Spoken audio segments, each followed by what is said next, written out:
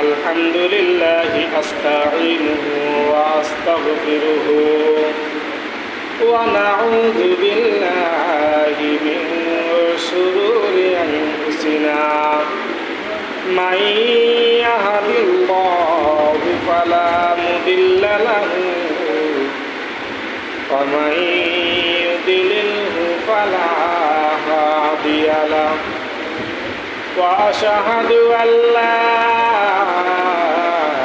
إله إلا الله وحده لا شريك له وأشهد أن سيدنا وسندنا وحبيب قلوبنا أما بعد فأعوذ بالله من الشيطان الرجيم بسم الله الرحمن الرحيم من عمل صالحا من ذكر أو أنثى وهو مؤمن فلنحيينه حياة طيبة ولا نجزينهم أجرهم بأحسن ما كانوا يعملون وقال رسول الله صلى الله عليه وسلم من أحب سنتي فقد أحبني ومن أحبني كان معي في الجنة أو كما قال عليه النبي عليه الصلاة والسلام إن الله وملائكته يصلون على النبي يا أيها الذين آمنوا صلوا عليه وسلموا تسليما اللهم صل على سيدنا وعلى آل سيدنا مولانا محمد محبতের সাথে করি اللهم صل على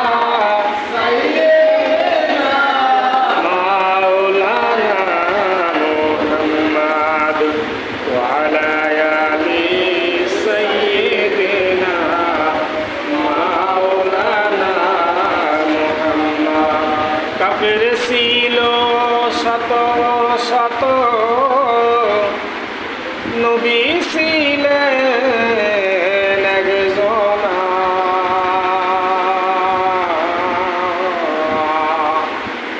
সবাই বলে মারো পাথর নিষেধ কেহ করলো না আল্লাহুম্মা সাল্লি আলা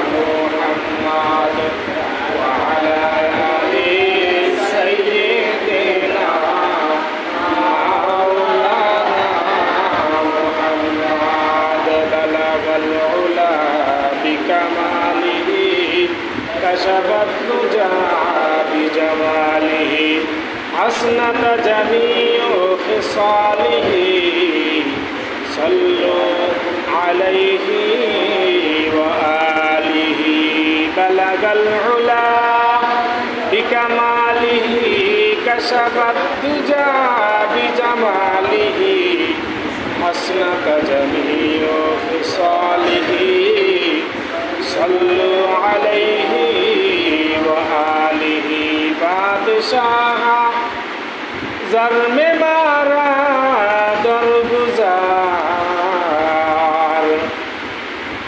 मागुनागारी में तू मर्ज़गार बलगल उला बिकमालिही कशफत दुजा बिजमालिही हस्नत जमीउ खिसालिही सल्लु अलैहि वालिही सल्लिम या कमुअल सल्लु अला सद्रिल अमीन मुस्तफा मा जाइल्ला रहमाताल लिल आलामीन।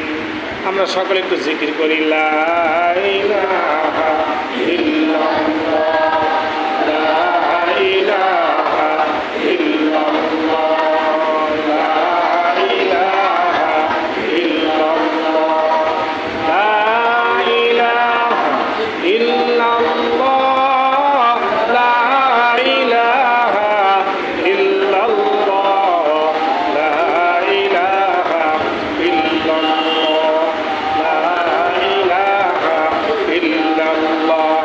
ওরে এই কালেমার এত দাম বুঝলি না রে মারামন।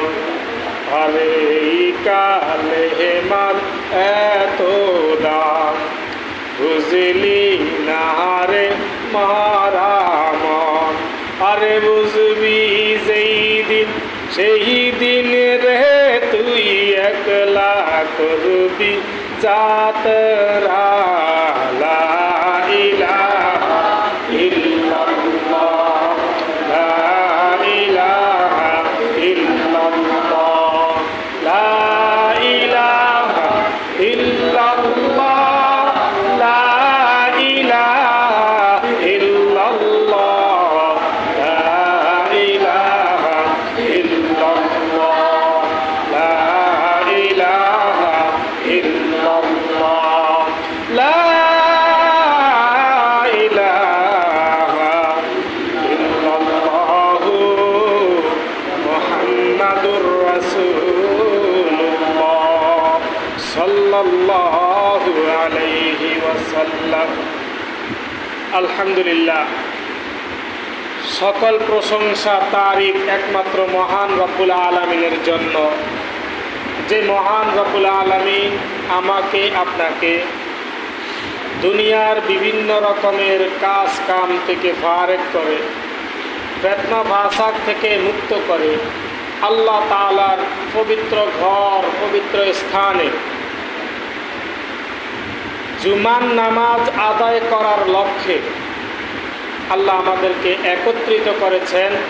এই জন্য আমরা সকলেই দিল থেকে মাওলা পাকের একবার শুকরিয়া তান আদায় করি, বলি আলহামদুলিল্লাহ। সম্মানিত উপস্থিতি, আজকে জিলকদ মাসের 29 তারিখ। শুরুতেই আমি বলে রাখি যে এই বিশেষ কথাটি, যেটা হয়তো শেষ পর্যায়ে মনে নাও থাকতে পারে, গুরুত্বপূর্ণ একটি কথা। আজকে যেহেতু জিলকদ মাসের 29 তারিখ, তাহলে আজকে জিলহজ মাসের চাঁদ ওঠার সম্ভাবনা। বলেন কি ওঠার সম্ভাবনা? চাঁদ ওঠার সম্ভাবনা। গতকালকে সৌদি আরব আরও বিভিন্ন কান্ট্রিতে চাঁদ উঠেছে। তাহলে ওই দিকে লক্ষ্য করে আমরা বলতে পারি যে অবশ্যই আজকে চাঁদ উঠবে।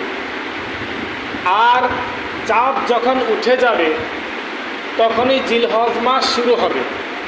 আর এই জিলহজ মাসের ভিতরে আমাদের অনেক করণীয় আছে। করণীয়র মধ্যে 2টা কাজ সবচাইতে গুরুত্বপূর্ণ। একটি কাজ হচ্ছে জিলহজ মাসের চাঁদ ওঠার আগে আগে আল্লাহ নবী সাল্লাল্লাহু আলাইহি ওয়াসাল্লাম বলেন, কোনো ব্যক্তি যদি একটা আমল করে, আমল তো অনেকই আছে, অনেক রকম আমল রয়েছে, কিন্তু গুরুত্বপূর্ণ একটি আমল রয়েছে। আর ওই আমলটি যদি কোনো ব্যক্তি করে, তাহলে ওই ব্যক্তি একটা কবুলওয়াতি কুরবানি করলে যে সওয়াব, ওই সওয়াব তার আমল নামায় দান করবে। আর সেই আমলটি কি? এই আমলটা আমরা মা বোনদেরকেও জানিয়ে দেওয়ার চেষ্টা করবো ইনশাআল্লাহ। জিলহজ মাসের চাঁদ ওঠার আগে আগে যদি কোনো ব্যক্তি হাতে পায়ের নখ কর্তন করে এবং চুল কর্তন করে এবং মোষ কর্তন করে এবং বগনি কর্তন করে, গুপ্ত স্থানের পশম যদি কর্তন করে, আর এই জিলহজ মাসের চাঁদ ওঠার পরের থেকে একদম কোরবান পর্যন্ত, অর্থাৎ কোরবানির দিন পর্যন্ত যদি এই 10 দিন যদি ওই ব্যক্তি আর এই সমস্ত জায়গায় যদি হাত না লাগায়, তাহলে আল্লাহ রব্বুল আলামিন তার আমল নামায় একটি কবুলতি কোরবানির সওয়াব দান করবে। বিষয়টা বুঝতে পারছি ইনশাআল্লাহ? এই আমলটা আমরা করতে পারবো না ইনশাআল্লাহ? কারা কারা করবে একটু হাত জায়গায় ইনশাআল্লাহ। আল্লাহ আমাদেরকে এই আমলটা করার তৌফিক দান করে বলে না। আমি যে আপনাকে বলে দিয়েছি, আপনারা আমল করলে যে সওয়াব পাইবেন, আল্লাহ তাআলা ওই সওয়াবের অংশীদার আল্লাহ আমাকেও দান করবে।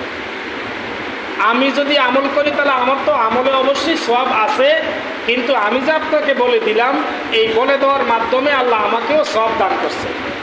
এই জন্য আল্লাহ রসুল বলছেন যে বাল্লিগু আন্নি ওয়ালাউ আয়া, আমার পক্ষ থেকে যদি কোনো বাণী তোমরা শুনতে পাও, তাহলে এই বাণীটা অন্য কাউকে পৌঁছে দাও। ওয়ালাউ আয়া, যদিও সামান্য একটু আয়াত হয়, তাহলে অন্য ভাইকে যদি আমলের কথা যদি পৌঁছে দেন, তাহলে আপনিও কি সওয়াবের অংশীদার হবেন কি হবেন না বলেন? অবশ্যই হবেন। আর দ্বিতীয় নম্বর আমল হলো কোরবানি করা। দ্বিতীয় নম্বর আমল কি বলেন? কোরবানি করা। এই মাসের মধ্যেই, অর্থাৎ আগামীকালকে থেকে জিলহজ মাস শুরু হবে এবং জিলহজ মাসের আজকের রাত্রে থেকেই কার্যক্রম আরম্ভ হবে। তো সম্মানিত ভাইয়েরা, এই জিলহজ মাসের কয়েকটি আমল আছে, বলেন কয়েকটি আমল আছে। তার মধ্য থেকে আমি কিতাব যাচাই বাছাই করে আমি 4টা আমলের কথা আপনাদেরকে বলব। রাজি আছি না শোনার জন্য ইনশাআল্লাহ? আল্লাহ আমাদেরকে আমলগুলো করার তৌফিক দান করে বলেন আমি। 4টা আমল, বেশি আমল না ভাই। এই 4টা আমল যদি আমরা করি এই জিলহজ মাসের এই 10 দিনে, আশা করি আল্লাহ পাক রব্বুল আলামিন আমাদেরকে মাফ করে দেবেন। কুরবানির সম্পর্কে ইনশাআল্লাহ ইতিহাস সম্পর্কে আগামী জুমায় বয়ান করব এবং কিছু মাসআলা মাসাইল সম্পর্কে আলোচনা করব। তার আগে আমাদের কিছু আমলের দরকার আছে, এই আমলগুলি আমরা করব। ইতিহাস তো আমরা সকলেই জানি, সকলেই আমরা বুঝি। সম্মানিত ভাইয়েরা আমার, আল্লাহ পাক রব্বুল আলামিন পবিত্র কোরআনুল কারীমের সূরা নাহলের 29 নম্বর আয়াতে বলতেছেন, মান আমিলা সালিহান মিন যাকারিন আও উনসা, যেই ব্যক্তি মুমিন থাকা অবস্থায় সৎকর্ম করবে, আমল করবে, কি করবে বলেন? আমল করবে। ওয়া হুয়া মুমিনুন ফালানুহিয়ান্নাহু, আল্লাহ পাক রব্বুল আলামিন ওই ব্যক্তিকে ওই আমলের উসিলা করে আল্লাহ পাক রব্বুল আলামিন মাফ করে দিবেন। কোনো ব্যক্তি যদি মুমিন হয়, তাহলে ওই মুমিন ব্যক্তির জন্য কিছু আমল রয়েছে, বেমুমিনদের জন্য না। অর্থাৎ যে ব্যক্তি মুমিন না তার জন্যই আমল না, যে ব্যক্তি মুমিন মুসলমান ওই ব্যক্তির জন্যই আমল। এবং ওই ব্যক্তি মুসলমান হোক বা নর হোক নারী হোক, ওই ব্যক্তির জন্য আমল। সে যদি সৎকর্ম করে, তাহলে সৎকর্মের ফলাফল আল্লাহ পাক রব্বুল আলামিন অবশ্যই তাকে কি করবেন বলেন? দান করবেন। এবং শুধুই দান না, আল্লাহ তাআলা শেষ আয়াতের ভিতরে কি বলতে, সূরা নাহলের 29 নম্বর আয়াতের ভিতরে, বিসমিল্লাহির রহমানির রহিম, ওয়ালানাজজিয়ান্নাহুম আজরুহুম বিআহসানি মা কানু ইয়ামালুন। শুধু আমি আমলেরই প্রতিদান দিব না, আল্লাহ পাক রব্বুল আলামিন দুনিয়ার জমিনে তাকে উত্তম জীবনযাপন করার জন্য সুযোগ করে দিবেন, উত্তম জীবনযাপন দান করবেন এবং আখিরাতেও তাকে উত্তম ফয়সালা দান করে দিবেন। এই জন্য এই আমলগুলো আমরা করব। তার মধ্যে 4টা আমল খুবই গুরুত্বপূর্ণ। 1 নম্বর আমল হইল বলে যে নামাজ। এই 10 দিন আপনি 5 ওয়াক্ত নামাজ তাকবীরুল্লাহর সাথে পড়তে হবে। হাদিসে পাকের মধ্যে আসছে, কোনো ব্যক্তি যদি জানিয়া শুনিয়া 1 ওয়াক্ত নামাজ যদি কাজা করে ফেলে, তাহলে আল্লাহ পাক রব্বুল আলামিন তাকে কি শাস্তি দিবেন? বলে যে 2,88,00,000 বছর জাহান্নামের আগুনে সে পোড়া পোড়া হয়ে যাইব। এই জন্য ভাইরা আমার, এক ওয়াক্ত নামাজও কাজা করা যাবে না, এক ওয়াক্ত নামাজও আমার বিফলে করতে হবে না। ও ভাইরা আমার, এই নামাজগুলো আপনি ঠিক মতন আদায় করবেন। কিতাবের মধ্যে আসছে হযরত রাসূলুল্লাহ সাল্লাল্লাহু আলাইহি ওয়াসাল্লাম হযরত আব্দুল্লাহ ইবনে আনাস রাদিয়াল্লাহু তাআলা আনহুকে বলেন, ও আনাস, তুমি কি জানো যদি কোনো ব্যক্তির বাড়িতে যদি একটা নহর থাকে আর ওই ব্যক্তি যদি কারখানায় কাজ করে সে যদি ওই নহরের ভিতরে ডেলি 5 বার গোসল করে তাহলে তার শরীরে কোনো ময়লা থাকতে পারে কিনা? আব্বাস রাদিয়াল্লাহু তাআলা আনহু বলেন, ইয়া রাসূলুল্লাহ, সে যদি দিনে 5 বার যদি সে যদি কি করে গোসল করে তাহলে তার কোনো ময়লা থাকতে পারে না। আল্লাহর নবী সাল্লাল্লাহু আলাইহি ওয়াসাল্লাম বলে ঠিক 5 ওয়াক্ত নামাজও এই রকম। বলে কোনো ব্যক্তি যদি 5 ওয়াক্ত নামাজ পড়ে তার তো শরীরের ভিতরে কোনো ময়লা থাকে না, আর ময়লাটা হইল গুনাহ, ময়লাটা হইল এরকম ভাবে পাপ, বলে তার কোনো পাপ থাকতে পারে না। ও ভাইরা আমার, এই জন্য 5 ওয়াক্ত নামাজ আমরা তাকবীরের সাথে আদায় করবো ইনশাআল্লাহ। দ্বিতীয় নম্বর আমল হইল, বলেন দ্বিতীয় নম্বর আমল হইল সার্বক্ষণিক জিকিরে থাকা। সর্বক্ষণিক কি থাকা? বলেন জিকিরে থাকা। কিতাবের মধ্যে আসছে আল্লাহ পাক রব্বুল আলামিন প্রতিটা আমলের বিনিময়ে, আল্লাহ প্রতিটা আমলেরই শক্তি রয়েছে, প্রতিটা আমলেরই অনেক বড় ধরনের মর্যাদা রয়েছে। বলে যে জিকিরকারী ব্যক্তি, আল্লাহ পাক রব্বুল আলামিন বলেন ওই ব্যক্তি, যেই ব্যক্তি জিকির করে কিয়ামতের দিন জান্নাতের মধ্যে ওই ব্যক্তি হাসতে হাসতে জান্নাতের ভিতরে চলে যাবে।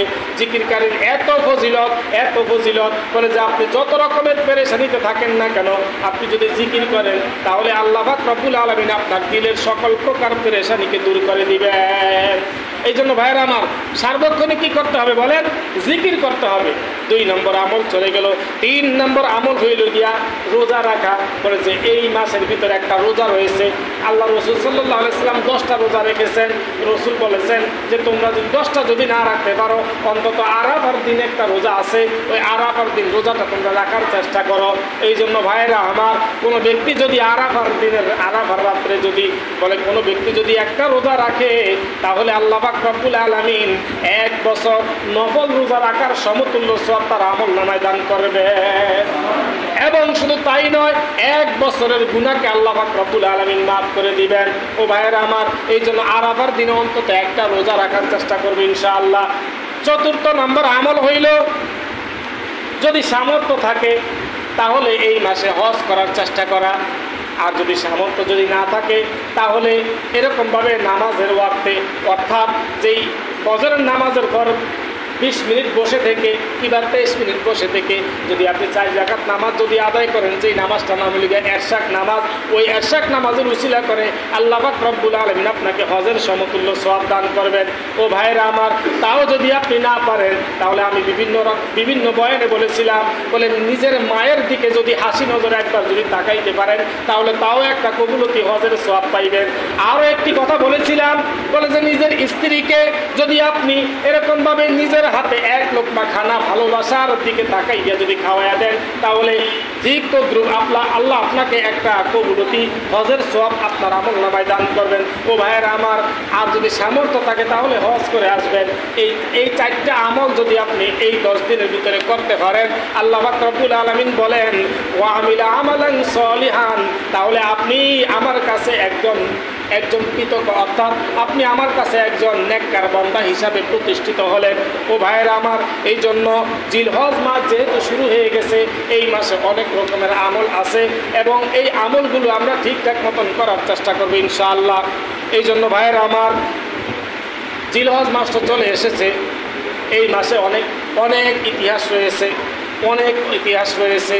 বলে সবচাইতে গুরুত্বপূর্ণ ইতিহাস হইল হযরত ইব্রাহিম আলাইহিসসালাতু ওয়াসসালাম এবং ইসমাঈল আলাইহিসসালাতু ওয়াসসালামকে নিয়ে আল্লাহ পাক রব্বুল আলামিন যেই ঘটনা ঘটাইছেন, এই ঘটনা যদি বলতে যাই তাহলে চোখের দিয়ে পানি চলে আসবে। ভাই, এইরকম ঘটনা কিয়ামত পর্যন্ত আর হবে না। যেই বাবা তার সন্তানকে কুরবানি করার জন্য চেষ্টা করেছে, কুরবানি করার জন্য উদ্যত হয়েছে, বলে এইরকম কষ্ট, এরকম পরীক্ষা কোনো মানুষের দ্বারাই হবে না। এই জন্য ভাইয়েরা আমার, এই মাসে কোরবানি করার চেষ্টা করতে হবে। আর যদি একান্তভাবে যদি কোরবানি না করতে পারেন, তাহলে আমি প্রথমে যে বলেছিলাম এই আমলটা বেশি বেশি করে করবেন, এই আমলটা বেশি বেশি করার চেষ্টা করবেন। আল্লাহ আমাদেরকে আমল করার তৌফিক দান করুক। বলে যে ভাইয়েরা আমার, আমলের উসিলা আল্লাহ পাক রব্বুল আলামিন বাদশাহী দান করেন। কি দান করেন বলেন? বাদশাহীও দান করবেন।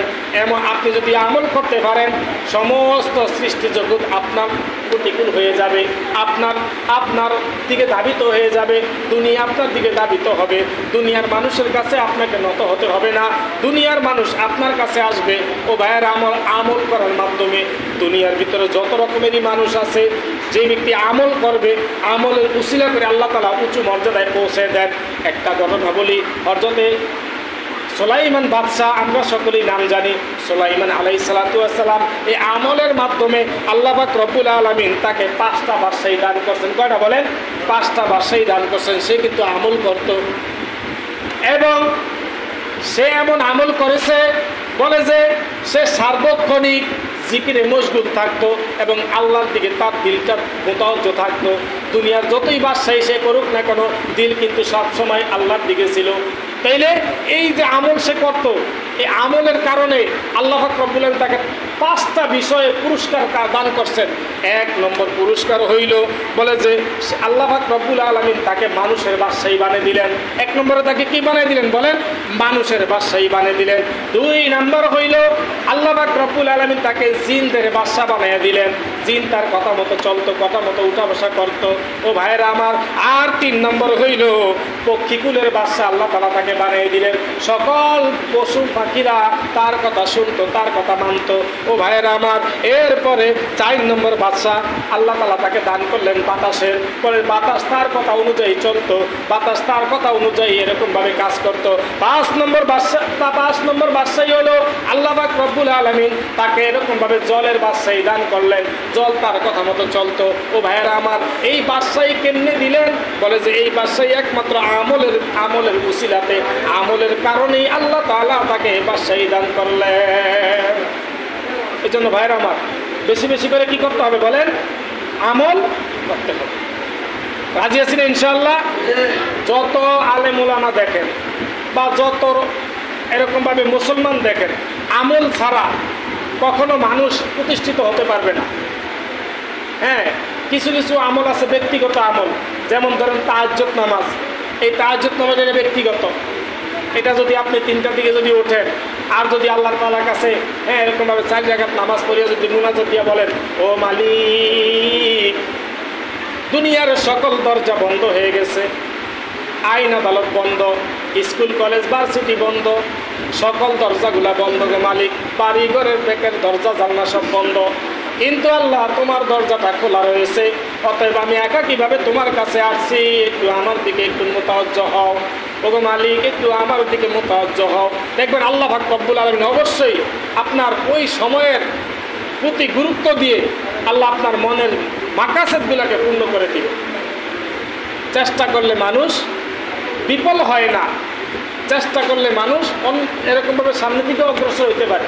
আইয়ুব আলাইহিস সালাম 18 বছর পর্যন্ত কষ্ট পেয়েছেন, কিন্তু সে আমল ছাড়ে নাই। সে প্রতিনিয়ত সে আমল করত, আর জিহ্বা দিয়ে সবসময় আল্লাহ তাআলার জিকির করত।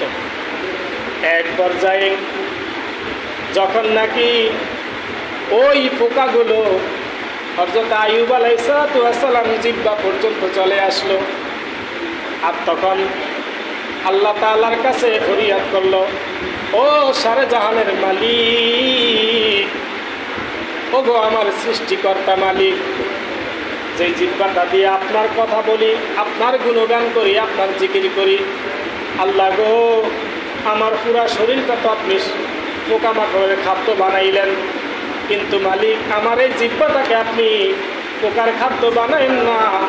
এই জিহ্বাটা যদি আপনি পোকার খাদ্য বানান, তাহলে আমি কি দিয়ে আপনাকে জিকির করব? আল্লাহু আকবার। এই জন্য জিহ্বার ভিতরে আর ওই পোকায় আঘাত করার সুযোগ পায় নাই। হ্যাঁ, তাইলে এই আমলের বদৌলতে আল্লাহ রাব্বুল আলামিন তাকে এরকম উচ্চ মর্যাদায় পৌঁছাইছেন, যার নাম কোরআন কিতাব এরকমভাবে কিয়ামত পর্যন্ত স্বর্ণলক্ষিত থাকবে এবং আছে। কারণ তার শরীরের ভিতরে এত পোকামাকড় ছিল, তার ছেলে সন্তান সব কিছুই তার কাছ থেকে চলে গেছে। হ্যাঁ, কিন্তু একজন স্ত্রী ছিল রাহিলা নাম, সে যায় নাই, সে তার কাছে ছিল। তো ভাইরা আমার, এই জন্য আমল দিয়া আমি আমার জীবনকে প্রতিষ্ঠিত করব। কি দিয়া বলেন? আমল দিয়া। হাসরের ময়দানে টাকা পয়সার হিসাব হবে না, জায়গা জমিনের হিসাব হবে না, আধিপত্য দিয়ে বিচার হবে না, এমপি মন্ত্রী দিয়ে বিচার হবে না। আপনার আমল যদি ঠিক থাকে তাহলে এই আমল দিয়েই বিচার হবে। আমরা ইতিহাস সবাই জানি, নবীর মেয়ে আদরের দুলালী মা ফাতেমা রাদিয়াল্লাহু তাআলা আনহা যখন নাকি দুনিয়া থেকে বিদায় হয়ে গেলেন, দাহিয়াতুল কলবি নামক এক লোক মা ফাতেমার কবর করতে গেলেন। কবর করতে গেছে, তখন কবর করা শুরু হয়ে গেল। দাহিয়াতুল কলবি বলতেছে, ও কবরের মাটি, তুমি কত ভাগ্যবান, তুমি কত ভাগ্যবান, আজকে তোমার মধ্যে কাকে রাখা হবে তুমি কি জানো? বলে, জান্নাতের সন্তাননি বিবি ফাতেমাকে তোমার ভিতরে রাখা হবে। ও কবর, তুমি যে কত বড় ভাগ্যবান, তোমার ভিতরে আজকে রাখা হইবে বিশ্ব নবী, মায়ার নবী, দয়ার নবী, রাহমাতুল লিল আলামিনের আদরের দুলালী মা ফাতেমাকে এখানে রাখা হবে। ও কবর, তুমি কি জানো তোমার ভিতরে কাকে রাখা হবে? তোমার ভিতরে এমন একজন ব্যক্তিকে রাখা হবে যিনি হলেন হাসান হোসেনের আম্মা জান আলীর স্ত্রী। কবরের জবান খুলে গেল। কবর বলতেছে, ও দাহিয়াতুল কলবি, আমি নবীর মেয়ের আদরের দুলালীকেও চিনি না, আমি বিবি ফাতেমাকেও চিনি না, আমি জান্নাতের সর্দানিকেও চিনি না, আমি হাসান হোসেনের আম্মাকেও চিনি না, আমি চিনি একমাত্র আমল। যদি ফাতেমা যদি আমল যদি ভালো করে আসে তাহলে আমি তার সাথে ভালো ব্যবহার করব, আর যদি আমল যদি তার খারাপ আসে তাহলে আমারও সে খারাপ ব্যবহার দেখতে পাবে। এই কথা বলার সাথে সাথে দাহিয়াতুল কলবি কবর থেকে একটা লাফ মেরে উপরে উঠে গেলেন আর ওইখানে বেহুশ হয়ে গেলেন। আল্লাহ রসুল সাল্লাল্লাহু আলাইহি ওয়াসাল্লাম কিছুক্ষণ পরে আসলেন। আয়েশা দেখতেছে দাহিয়াতুল কলবি শুয়ে আছে। কেউ দাহিয়াতুল কলবি, তুমি কাজ রেখে শুয়ে আছো কেন? আল্লাহ রসুলকে বললেন, ইয়া রাসূলুল্লাহ, কবর আমার সাথে এইরকম কথা বলছে। আল্লাহ রসুল সাল্লাল্লাহু আলাইহি ওয়াসাল্লাম বললেন, ও জিবরাইল, ও দাহিয়াতুল কলবি, আমিও তোমাকে এই খবর দেওয়ার জন্য আসছি। আমার কাছেও জিবরাইল এই সংবাদই নিয়ে আসছে যে দুনিয়ার জমিনে কে কত আধিপত্যের, কে কত বড় লোক, কে কত টাকা পয়সাওয়ালা, কে কত জমিদারি, এইটা চাইবে না, চাইবে একমাত্র আমল। আর এই কথাটাই তোমাকে আমি বলার জন্য আসছিলাম। এই জন্য ভাইরা আমার, দুনিয়াতে যে যাই করেন না কেন, আপনার আমলের পাল্লা আপনাকেই হিসাব দিতে হবে। আপনার আমলের পাল্লা আপনি ভারী করতে হবে, আপনার আমলের পাল্লা আপনি কি করতে হবে, এরকমভাবে বিচারের আওতায় দাঁড়াতে হবে, মিজানের পাল্লাকে ভারী করতে হবে। তাই বেশি বেশি করে আমল করেন। যখন একটু ফ্রি থাকবেন মনে মনে সুবহানাল্লাহ সুবহানাল্লাহ বলেন, যখন একটু ফ্রি থাকবেন আলহামদুলিল্লাহ আলহামদুলিল্লাহ বলেন, যখন একটু ফ্রি থাকবেন আল্লাহু আকবার বলেন। এরপরে যখন শুয়ে থাকবেন তখন মনে মনে জিকির করবেন। আজকে এই ওষুধটা নিয়ে যান। আপনার যত রকমের পেরেশানি আছে, যত রকমের টেনশন আছে, যত রকমের অভাব আছে, আমি আপনাকে বলে গেলাম, বলে যে আপনি জিকিরটা বেশি বেশি করেন আর বেশি বেশি করে আমল করেন, দেখবেন আপনার জীবনের কোনো টেনশন থাকবে না, পেরেশানি থাকবে না। আল্লাহ সব কিছুর ফয়সালা করবে। আল্লাহ সব কিছু কী করবে বলেন? ফয়সালা করবে। আল্লাহ সব কিছু করবে বলে। এই জন্য হজের মাস যেহেতু শুরু হয়ে গেছে, এই জন্য আমরা হাজি ভাইদের জন্য দোয়া করি। যে সমস্ত হাজি ভাইরা বর্তমানে মক্কায় আগমন করেছেন, বিভিন্ন জায়গা থেকে, বাংলাদেশের বিভিন্ন জায়গা থেকে হাজি ভাইরা গেছেন, তাদের জন্য দোয়া করি। আল্লাহ যেন তাদের হজকে কবুল করেন এবং সুস্থভাবে কবুল করেন, তারা আবার যেন সুস্থভাবে বাড়িতে ফিরে আসতে পারে, এই জন্য তাদের জন্য দোয়া করব। আর আমরা আল্লাহর কাছে মুনাজাত করবো যে মালিক, এইবার হয়তো হজ করতে পারলাম না, আগামী বছর যেন হজ করতে পারি, আপনি আমাকে সেই তৌফিক দেন। এবং জীবনে একবার হলেও রওজা মুবারক এবং তোমার সেই পবিত্র কাবা না দেখাইয়া মৃত্যুবরণ করেন না।